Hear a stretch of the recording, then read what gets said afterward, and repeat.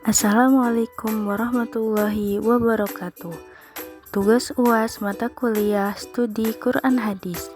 Nama Wahda Uliana, NIM 1910310093, Prodi PGMI IAIN Kudus. Sejarah perkembangan hadis pada masa Rasulullah, sahabat, dan tabi'in. Sejarah perkembangan hadis pada masa Rasulullah. Historisasi hadis pada masa kepemimpinan Rasulullah SAW masih terbilang sangat kurang kecakapan dalam baca tulis. Maka Nabi menekankan para sahabat untuk menghafalkan hadis, memahami, memelihara, dan memantapkannya dalam bentuk amalan sehari-hari, serta menyampaikannya kepada orang lain. Masa ini berlangsung selama 23 tahun, mulai tahun 13 sebelum Hijriah bertepatan dengan tahun 632 Masehi.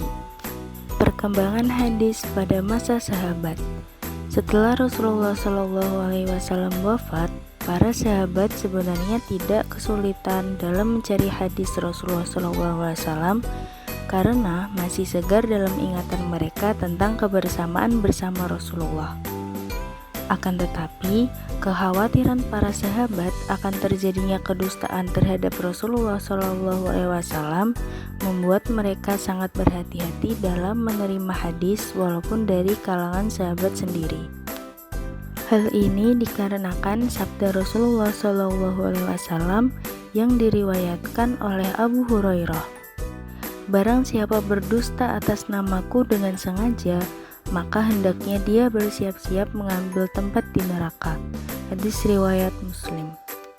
Perkembangan hadis pada masa Abu Bakar As-Siddiq. Abu Bakar merupakan sahabat Nabi yang pertama menunjukkan kehati-hatiannya dalam periwayatan hadis. Hal ini didasarkan dengan pengalaman Abu Bakar ketika menghadapi kasus waris untuk seorang nenek. Suatu ketika ada seorang nenek menghadap Khalifah Abu Bakar tentang masalah waris. Abu Bakar menjawab bahwa dia tidak melihat petunjuk Al-Quran dan praktek Nabi yang memberi bagian harta kepada seorang nenek. Abu Bakar lalu bertanya kepada para sahabat, salah satunya adalah Al-Mughirah ibnu Syu'bah, menyatakan kepada Abu Bakar bahwa Nabi telah memberikan harta bagian warisan kepada nenek sebesar 1/6 bagian.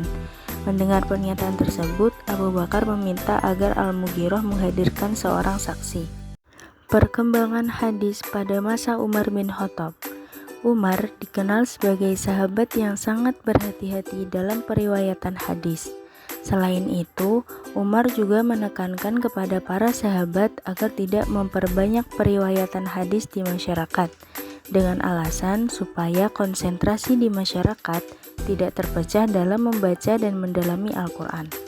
Selain itu, supaya umat Islam tidak melakukan kekeliruan dalam periwayatan hadis. Kebijaksanaan Umar inilah yang kemudian mampu menghargai orang-orang yang tidak bertanggung jawab untuk melakukan pemalsuan hadis.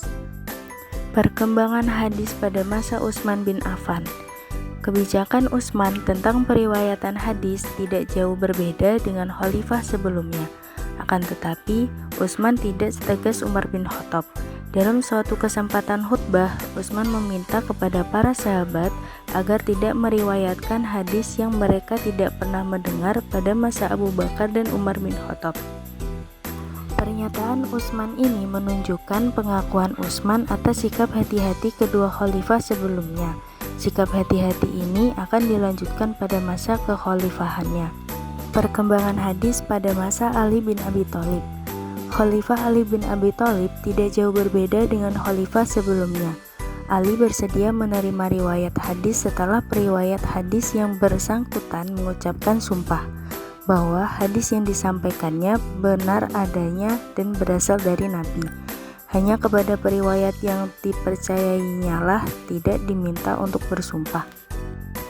Hal ini terlihat misalnya ketika Ali menerima riwayat Abu Bakar terhadap Abu Bakar, maka ia tidak memintanya untuk bersumpah. Dari keterangan di atas dijelaskan bahwa kebenaran suatu hadis harus diteliti secara cermat karena kedudukan hadis demikian tinggi, yakni sebagai sumber ajaran Islam yang kedua setelah Al-Quran. Perkembangan hadis pada masa tabi'in.